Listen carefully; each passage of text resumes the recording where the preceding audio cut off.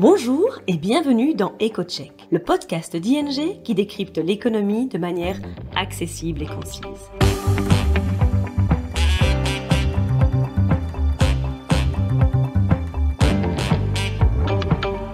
Nos experts économistes se penchent toutes les 2 semaines sur le sujet brûlant de l'actualité et on explique les conséquences économiques et financières pour vous ou votre entreprise.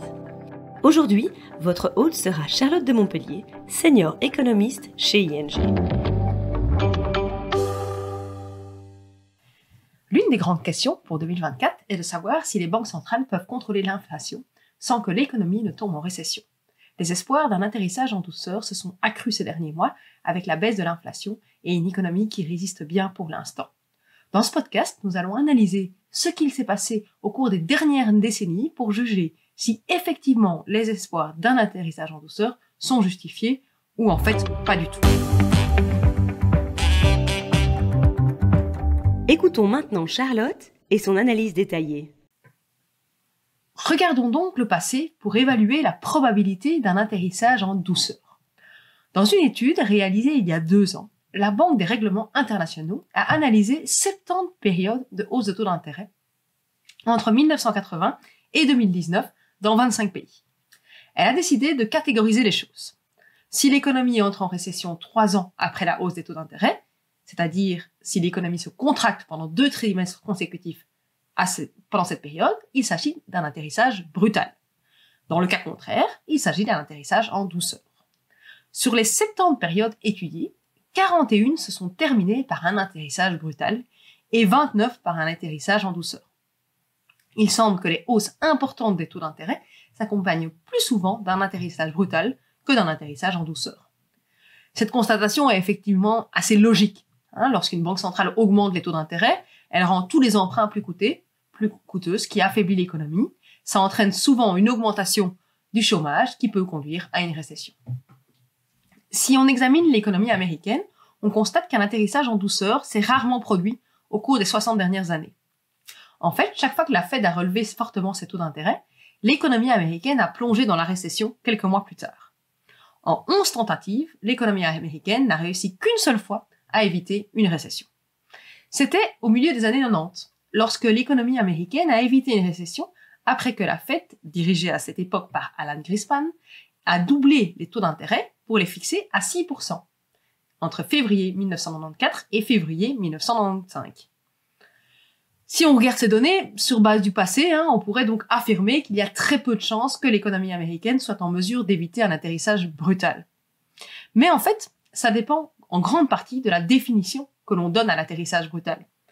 Est-ce qu'une légère contraction de l'activité peut vraiment être considérée comme un atterrissage brutal de l'économie? Peut-être pas, en fait. Alternativement, on pourrait donc affirmer que si le PIB baisse, mais il baisse légèrement, moins de 1%, on parle en fait d'un atterrissage en douceur. Et si on utilise cette définition, alors on voit que sur les 11 cycles de resserrement de la Fed aux États-Unis, on peut considérer que 5 d'entre eux sont des atterrissages en douceur. Il n'y a eu donc que 6 atterrissages brutaux. De plus, dans un certain nombre de ces cas, l'atterrissage brutal n'était pas le résultat de la politique monétaire de la Fed et de la hausse des taux d'intérêt, mais plutôt le résultat d'événements extérieurs. Par exemple, la récession du début des années 1990 était principalement due à Saddam Hussein et à l'invasion du Koweït par l'Irak. La crise financière de 2008-2009 était due à l'implosion du système financier et pas vraiment à des hausses de taux d'intérêt par la Fed. Enfin, l'économie américaine a également connu une récession en 2020, mais on sait tous que celle-ci n'était pas due à la politique monétaire, mais bien à la pandémie du coronavirus qui avait mis l'économie à l'arrêt. Il reste donc 3 récessions que nous pouvons considérer comme des atterrissages brutaux où les hausses des taux d'intérêt de la Fed ont été effectivement le principal élément déclencheur. Tout dépend donc de la définition qu'on utilise et de la prise en compte ou non d'autres événements qui poussent l'économie à se contracter. Le passé nous montre donc qu'il est difficile d'avoir un atterrissage en douceur de l'économie. Mais en fait, c'est tout à fait possible. La Banque centrale américaine y est parvenue à plusieurs reprises. Sur base de cette analyse historique, nous pouvons maintenant voir s'il existe des facteurs qui augmentent la probabilité d'un atterrissage en douceur de l'économie et si ces facteurs sont effectivement d'actualité aujourd'hui, pour voir si on pourrait aller en 2024 vers un atterrissage en douceur de l'économie américaine. Alors, un facteur important qui augmente la probabilité de ce type d'atterrissage doux, c'est l'altitude à laquelle l'avion vole avant d'entamer sa descente. En d'autres termes, la vigueur de l'économie au moment où les taux d'intérêt commencent à être relevés. Dans le contexte actuel, ce facteur a longtemps été très difficile à évaluer. En fait, juste après la pandémie, les données économiques ont été faussées par la reprise post-Covid et par les perturbations des chaînes d'approvisionnement mondiales, qui étaient aussi la conséquence de la reprise. On avait donc du mal à avoir une idée précise de la solidité réelle de l'économie américaine. La situation actuelle, aujourd'hui, fin 2023, reste largement influencée par la pandémie. Les consommateurs américains ont pu accumuler beaucoup d'épargne pendant la pandémie. Une fois cette pandémie terminée, les confinements terminés, ils vont commencer à dépenser cette épargne accumulée, ce qui a stimulé l'économie américaine et continue de le stimuler en 2023. À côté de ça, l'économie américaine a également été clairement stimulée par des plans de relance, notamment la loi sur la réduction de l'inflation. Il s'agit d'un vaste programme d'investissement public dans les énergies renouvelables, les infrastructures, les entreprises manufacturières américaines. Et donc, dans ce contexte, malgré des fortes hausses de taux d'intérêt, l'économie américaine s'est très bien comportée cette année, bien mieux que ce qu'on aurait pu l'attendre. Mais ça ne veut pas dire que ça va perdurer en 2024. En fait, nous pensons que l'économie américaine va fortement ralentir dans les prochains mois. En fait, entre-temps, les excédents d'épargne liés à la pandémie ont été épuisés. Les taux d'intérêt sur les cartes de crédit, sur les prêts, ont fortement augmenté. Et de nombreux Américains doivent recommencer à rembourser des prêts, notamment les prêts étudiants, qu'ils ne devaient pas rembourser pendant la pandémie. C'était une décision liée au plan de relance.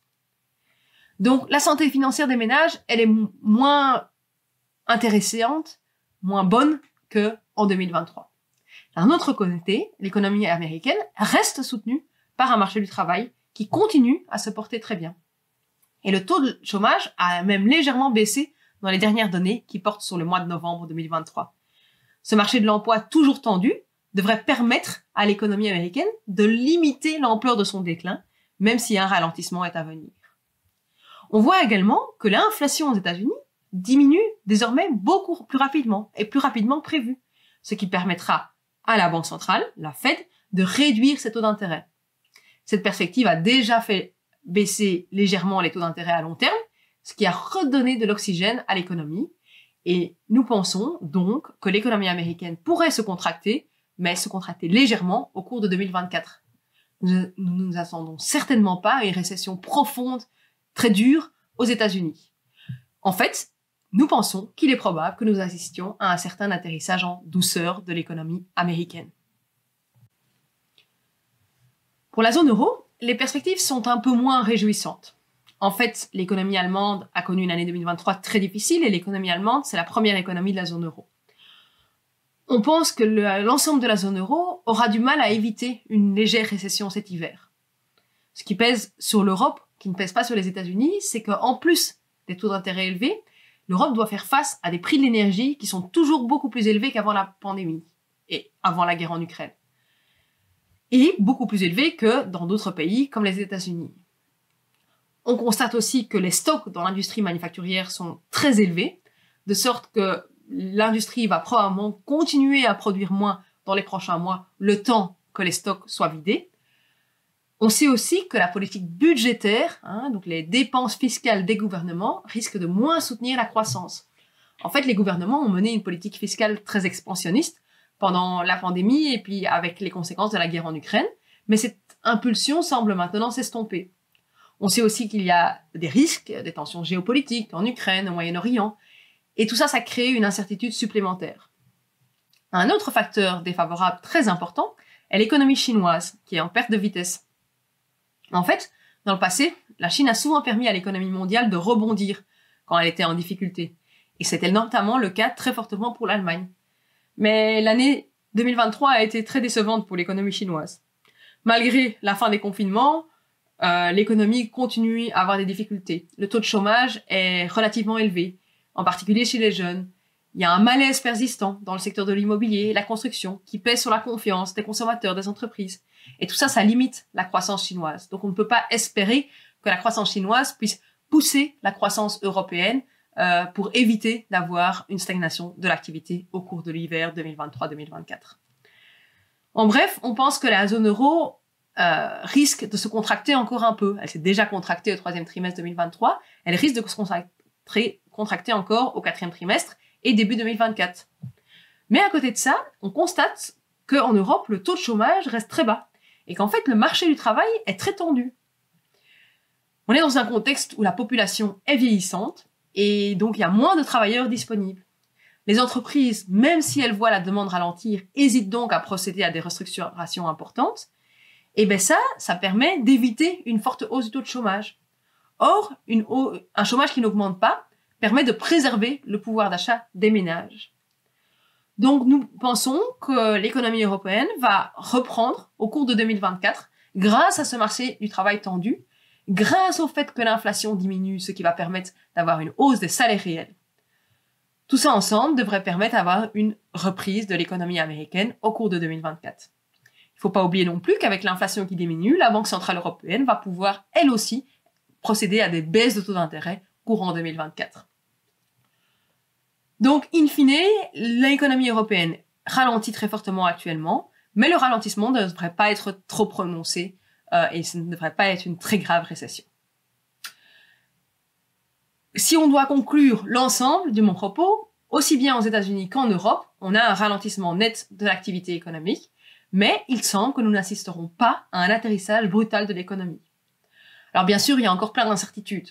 Les hausses de taux d'intérêt, on le sait, ne se manifestent toujours qu'avec un retard. Ça veut dire que l'effet complet des hausses de taux d'intérêt sur l'économie est difficile à estimer, et il peut s'écouler beaucoup de temps avant que les hausses des taux d'intérêt ne produisent leur plein effet sur l'économie. Il y a d'autres risques, évidemment. On l'a vu très clairement au mois de mars 2023, lorsqu'un certain nombre de banques régionales américaines ont connu des difficultés. On ne peut pas exclure que d'autres risques du style se matérialisent. Il faudra donc continuer à suivre la situation. Je vous remercie pour votre écoute et je vous dis à très bientôt pour un autre épisode de notre podcast. C'est tout pour aujourd'hui. Merci pour votre écoute. N'hésitez pas à suivre notre podcast EcoCheck pour ne manquer aucun épisode. Vous souhaitez en savoir plus sur l'actualité économique et financière? Alors rendez-vous sur ing.be/mai-news et retrouvez toutes les analyses de nos experts.